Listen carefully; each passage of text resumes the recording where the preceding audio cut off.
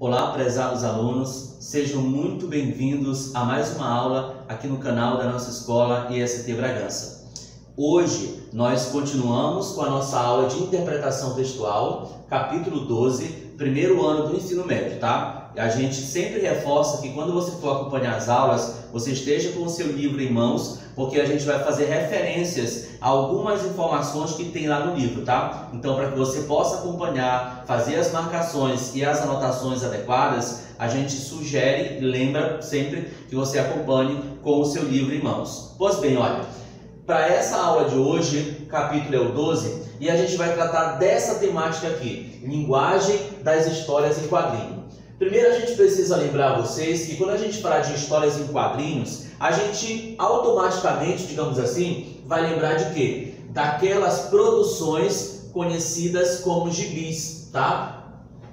E a gente sabe muito bem que aqui no Brasil, por exemplo, uma das mais importantes, se não a mais famosa, a mais conhecida, é a Turma da Mônica do Maurício de Souza. Entretanto, o capítulo de vocês ele vai destacar outras espécies de histórias em quadrinhos que, apesar de não serem classificadas como gibis, também são histórias que refletem um pouco da sociedade em que essas histórias são produzidas, tá bom? E aqui nós temos os três tipos mais comuns, que são esses que a gente vai abordar, que são os mesmos que estão lá no capítulo 12 de vocês. A charge, os cartoons e as tirinhas, tá? Charge, cartoon e tirinha. É importante a gente fazer, antes de exemplificar algumas, é importante que nós façamos um retrospecto, tá? De quando surgiram, a partir de que momento essas produções elas vão ganhar força e vão se transformar em produtos culturais de cada sociedade. A gente separou aqui três informações que eu considero, gente, das informações mais relevantes para o aprendizado deste capítulo. Vamos lá. O primeiro é sobre o momento em que vão surgir. Elas surgiram, essas histórias, no começo do século XX. Portanto, nós estamos falando de produções textuais, porque as histórias em quadrinhos são produções textuais, é importante lembrar. Nós estamos falando então dessas histórias que já têm cerca de um século. Portanto, são produções que ao longo de todos esses anos, dessas décadas, elas vêm construindo toda uma situação de informação. Como a gente vai ver mais à frente, essas produções que geralmente circulam em jornais, revistas, hoje em dia, claro, na internet nós temos uma infinidade delas circulando por aí, mas essas produções, inicialmente, elas eram produzidas para que fossem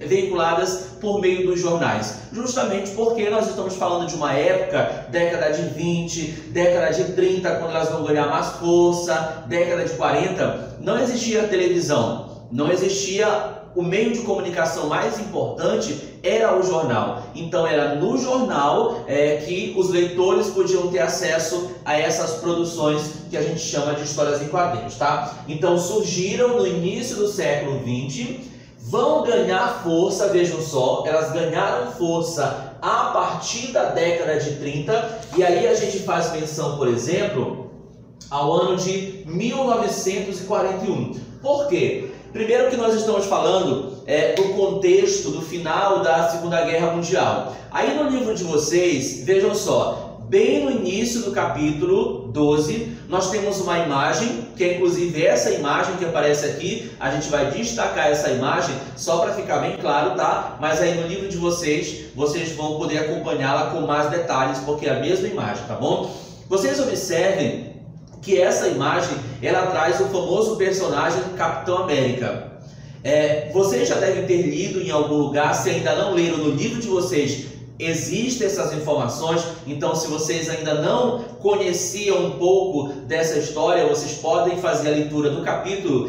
O personagem Capitão América, ele não é somente um personagem de histórias em quadrinho que depois vai ganhar o cinema também, mas é um personagem sobretudo simbólico. Vejam só, Capitão América. Naturalmente nós estamos falando de um contexto em que os Estados Unidos da América vão acabar se transformando na grande potência internacional como é até os dias atuais. Desta forma, o Capitão América vai surgir como uma espécie de simbologia, uma representação máxima do espírito da força, do combate, da tentativa de se impor. E a gente sabe muito bem que não somente o Capitão América, mas outros personagens, como a própria Mulher Maravilha, Batman, né, e outros personagens que surgiram nas histórias em quadrinhos, esses personagens vão se transformar em ícones, como ainda hoje são, da cultura americana, especialmente da cultura norte-americana, Estados Unidos da América. Então o que acontece? Nessa imagem que abre o capítulo aí, você tem o Capitão América combatendo a figura do Hitler. Veja só, e isso nos leva a todo aquele contexto de Segunda Guerra Mundial. Então nós temos aí uma imagem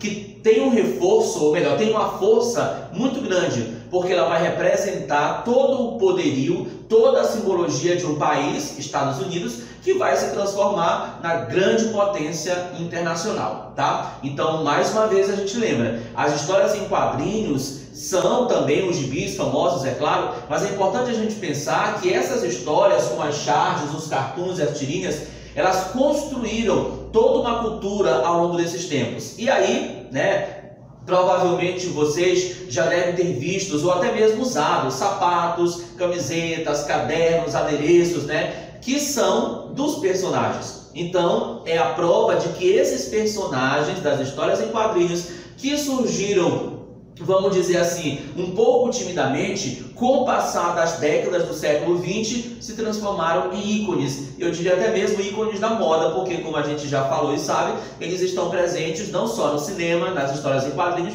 mas também nas roupas, nos objetos, né, nos calçados. Então, desta forma, eles representam sim toda uma cultura, tá? Terceiro item fundamental dessa nossa conversa sobre as histórias em quadrinhos é que elas fazem a combinação de linguagens. Aí eu chamo a tua atenção para aquele assunto que já foi trabalhado no livro 3, vocês devem se lembrar muito bem, que é a linguagem verbal e a linguagem não verbal. Ora, a gente sabe que as histórias em quadrinhos, elas são construídas com a combinação de linguagens, ou seja, para que as histórias possam ter toda uma significação maior, é preciso combinar a linguagem verbal, ou seja, combinar a palavra e combinar com a linguagem não verbal. Nesse caso aqui, olha, são os desenhos, são os traços que compõem ali tanto os personagens como também o próprio cenário, todo aquele contexto ali da cena envolvida, tá bom? Aí nós chegamos ao segundo tópico da nossa conversa, que tem a ver com os tipos de histórias em quadrinhos. A gente já falou que os gibis são as grandes, né, representações dessa arte, porque a gente considera que as histórias em quadrinhos, elas são produtos artísticos também. Então os gibis, eles são aí a grande representação popular, mas o capítulo de vocês vai dar ênfase, gente, vejam só, para esses três tipos aqui, que, como a gente já conversou, circulam bastante em jornais, tá? Para começo de explicação, a gente vai falar das charges, tá? As charges, elas são grandes representações desse tipo de história, e é importante lembrar uma coisa: a charge, ela mostra uma determinada realidade de maneira um pouco meio que exagerada. Os personagens às vezes têm um pouco de exagero, mas é importante lembrar, a principal característica da charge é que ela vai fazer referência em tom de ironia, em tom de sátira, a determinadas situações da vida contemporânea, da vida daquele determinado período da história. Por exemplo, aqui nós temos uma charge, vejam só. Essa charge, ela circulou alguns anos atrás, ela foi até assunto de prova de Enem, já apareceu em questões do Enem, e essa charge apresenta o seguinte, acompanha aí, olha, você tem uma família inteira deitada em uma rede. Você percebe que a rede, inclusive, tem alguns buracos, né? Está remendadas. Você tem várias pessoas, você tem um pai, a mãe, e você tem vários filhos. Então essa imagem representa a linguagem não verbal dessa charge. Mas vejam só o que é que está escrito em forma de palavras, é claro, que é a linguagem verbal. Olha só o que é que o pai que está na rede, ele fala: rede social aqui em casa é outra coisa. Se você perceber, existe no fundo da interpretação, digamos assim, existe uma pitada de humor. Rede social é aqui em casa é outra coisa. Ou seja, rede social no contexto moderno são as ferramentas pelas quais a gente se comunica, né? Tá aí o Facebook, Instagram, Twitter e outras, tá? Nesse sentido, rede social é isso no contexto atual contemporâneo.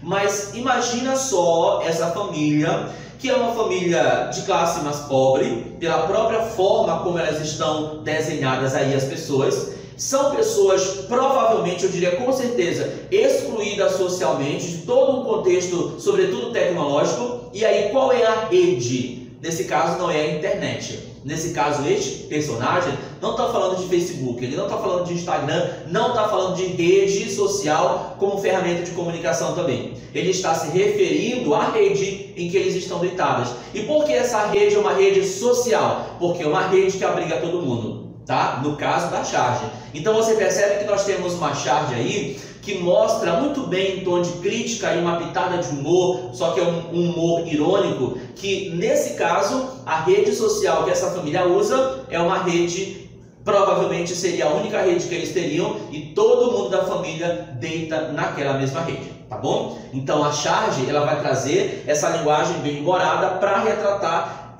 certas situações de determinados períodos da história. O segundo tipo aqui são os cartoons, tá? E aí nós trouxemos também esse aqui, olha. Esse cartoon, ele também circulou há algum tempo atrás, e veja só que ele também traz uma imagem associando linguagem verbal com linguagem não verbal. Nós temos aí o que seria uma consulta, talvez uma consulta psicológica, psiquiátrica, né, ou com um terapeuta, porque a informação não diz que profissional é esse, mas pela forma como essa mensagem está construída, a gente deduz que seria num consultório. Você tem a paciente que está deitada no divã, e você tem, poderia ser o psicólogo, poderia ser o terapeuta, enfim. E olha só o balãozinho, nós temos dois balões, que são esses espaços aí acima, que trazem as palavras da imagem.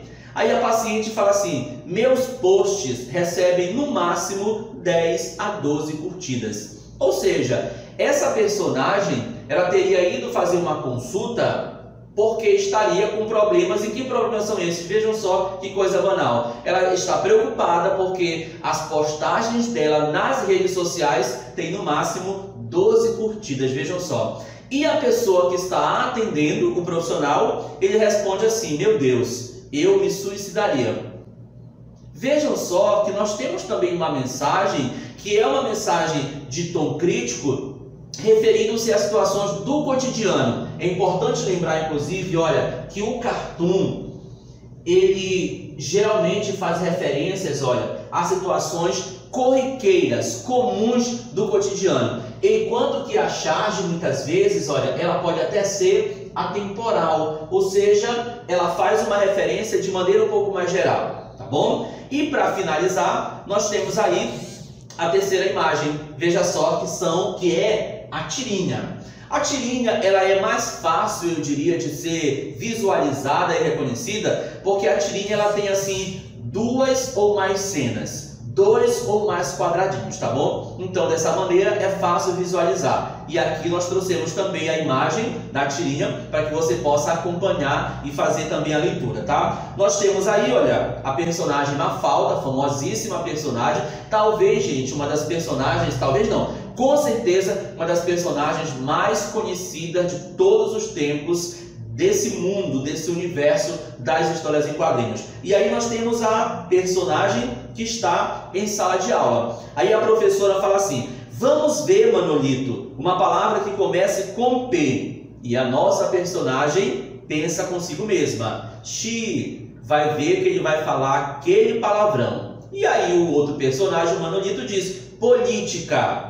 E a Mafalda conclui: e falou mesmo, tá? Então nós temos o que? 3 cenas. A primeira, a segunda e a terceira, cada uma delas mostrando um pouco do desenrolar dessa pequena situação, tá? Então a tirinha, a gente, olha, informa que ela é composta por cenas.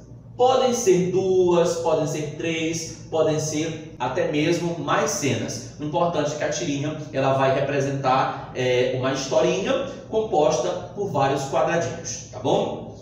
Mais uma vez agradecemos a sua atenção e esperamos que vocês possam fazer o acompanhamento pelo livro de vocês, ressaltando mais uma vez que nós estamos à disposição de todas as turmas, primeiro A, B e C, para qualquer esclarecimento lá nos nossos grupos do WhatsApp. Vocês podem interagir, que a gente vai estar sempre à disposição para construir o nosso ensino-aprendizagem nesse momento em que estamos afastados socialmente. Muito obrigado a todos vocês mais uma vez. Aqui, professor Alan Farias, aula de interpretação textual, primeiro ano do ensino médio.